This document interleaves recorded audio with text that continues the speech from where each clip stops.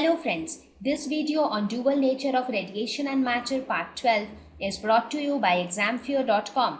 No more fear from exam. Please make sure that you have watched all the videos till part 11 before going ahead with part 12. Let us look at the fourth problem. It says that in an experiment on photoelectric effect, the slope of the cutoff voltage versus frequency of incident light is found to be 4.12 into 10 to the power minus 15 volts second. Calculate the value of Planck's constant. So in this case also, let us make use of Einstein's photoelectric equation. So according to that, h nu is equal to work function plus k max, that is the maximum kinetic energy. So it says that the slope of the cutoff voltage versus frequency of incident light, that means V naught versus frequency, that is nu. So we already have nu in this expression, we should have V naught as well. We know that K max, kinetic energy max, is equal to, we know that K max is equal to E V naught, right? So we can write it h nu is equal to phi naught plus E V naught. Now we are plotting a graph of V naught versus frequency. So let us take V naught on one side. So this is h nu minus phi naught. Or we can say V naught is equal to h by E into nu minus phi naught. Now if you look at this expression, this is of the form y is equal to mx plus c, where y is V naught. So let us plot the graph as well so that it becomes easier to understand. So what is y? Y is V naught. So V naught is plotted along y-axis. What is x? X is nu. So the frequency is plotted along x-axis. The slope of the graph is given by h by e and c is the intercept. So the intercept on the y-axis is phi naught. That means this distance is phi naught. Right? So what do we see? From this we see that slope m is equal to h by e, and in the problem the slope is given as 4.12 into 10 to the power minus 15 volts second. So this is 4.12 into 10 to the power minus 15 volts second. Now we have to calculate Planck's constant. So this will be E into 4.12 into 10 to the power minus 15. What is E? It is 1.6 into 10 to the power minus 19 into 4.12 into 10 to the power minus 15. So this comes out to be 6.592 into 10 to the power minus 34 joules second. So this is the value of my Planck's constant. Right? Okay. Let us look at the fifth problem. It says threshold frequency for a certain metal is 3.3 into 10 to the power 14 Hertz. So that means threshold frequency is nu naught, which is equal to 3.3 into 10 to the power 14 Hertz. If light of frequency 8.2 into 10 to the power 14 Hertz is incident on the metal. So frequency of incident light is 8.2 into 10 to the power 14 Hertz. Predict the cutoff voltage for the photoelectric emission. So we have to calculate the cutoff voltage. Let us write down Einstein's photoelectric equation. See, all problems on photoelectric effect can be solved using Einstein's photoelectric equation. Just that you have to understand the equation. You should know what is related to what and in and how. So Einstein's photoelectric equation is h nu is equal to phi naught plus maximum kinetic energy. So this can be written as h nu is equal to work function is written as h nu naught, where nu naught is the threshold frequency, plus k max is written as E V naught.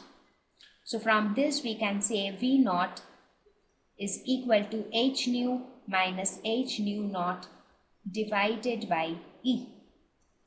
Right, so in this we can say h by E into nu minus nu naught. So let us put down the values. It is 6.67 into 10 to the power minus 34 divided by 1.6 into 10 to the power minus 19. What is nu? Nu is 8.2 into 10 to the power 14 minus nu naught is 3.3 into 10 to the power 14. So this comes out to be 2.0292 volts.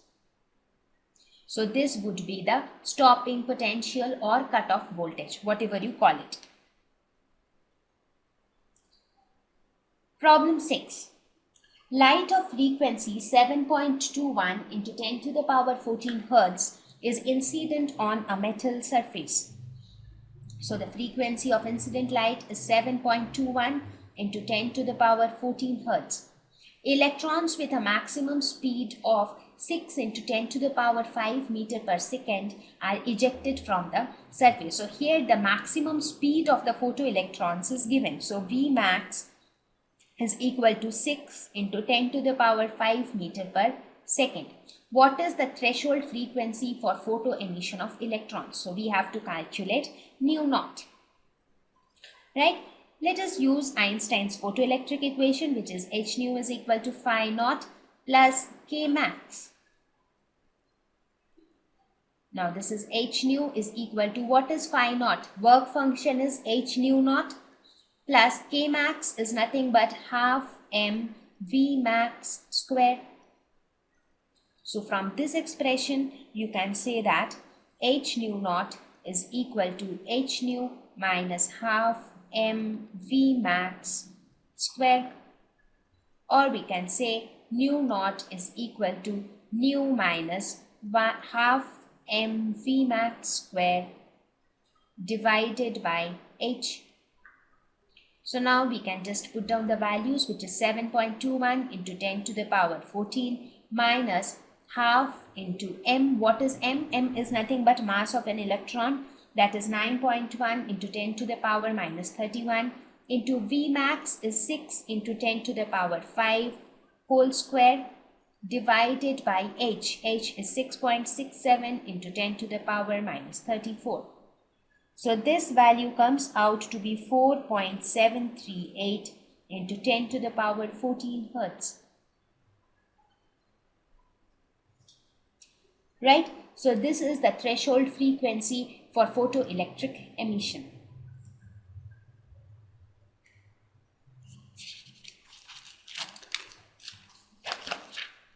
Now let's have a look at problem 7.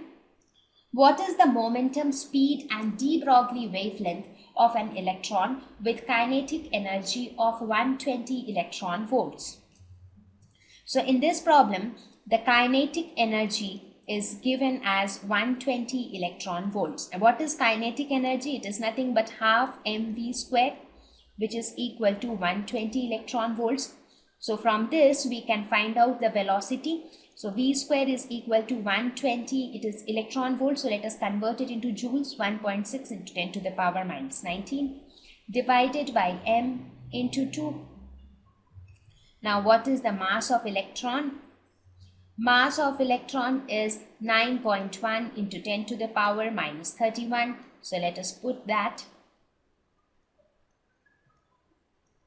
So what do we get? The value of V comes out to be 6.496 into 10 to the power 6 meter per second. So this would be the speed of the electron. So we have calculated speed.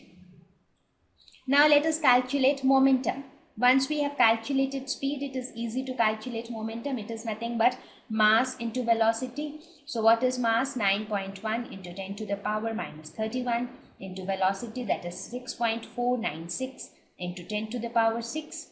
This comes out to be 5.91 into 10 to the power minus 24 kg meter per second. So this would be the momentum of the electron. And the third part which we need to calculate is the de Broglie wavelength. What is de Broglie wavelength? It is defined as ratio of Planck's constant to momentum. So this will be equal to 6.67 into 10 to the power minus 34 divided by momentum, that is 5.91 into 10 to the power minus 24. So this comes out to be 0.112 nanometers. So this was a very straightforward problem based on de Broglie's hypothesis. Let's have a look at problem number 8. What is the de Broglie wavelength of a bullet of mass 0.04 kg traveling at a speed of 1 km per second?